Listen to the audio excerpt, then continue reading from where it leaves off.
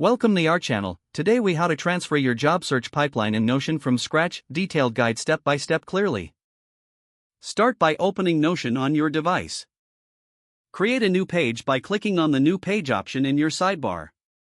Title this page Job Search Pipeline. Begin by adding a table block to your. In the first column, label it Job Title. In the second column, label it Company. In the third column, label it Status. Fill in the job titles and companies as you go along.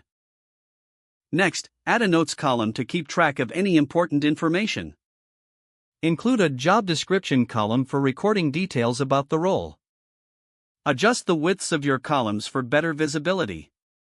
To track your progress, move jobs through the different statuses as you advance in your application process. Consider adding a research section to keep notes on each company. Create a separate page for interview preparation within your pipeline. Link this preparation page to your main job search pipeline for easy access. Use tags to categorize jobs by industry or location. Periodically review your pipeline to update the statuses and notes. This will help you stay organized and focused during your job search. Explore Notion's templates for additional features. You can customize your pipeline with visual elements like icons and colors. Regularly back up your Notion data to prevent any loss. Utilize the sharing options if you wish to collaborate on your job search with others. By following these steps, you'll have a comprehensive job search pipeline in Notion. Stay consistent in updating your progress for the best results. If the page does not load, refresh the browser or try again in a private or incognito window. Make sure you are using the correct email address, then retype it carefully to avoid small typos.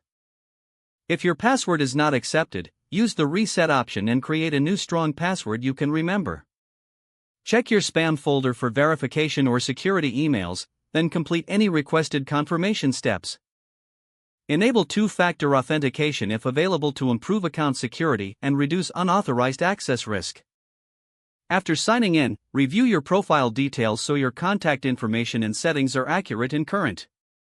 If you see an error message, note it down and try again after restarting your device and internet connection. Don't forget to like this video and subscribe to our channel for more step-by-step tech guides.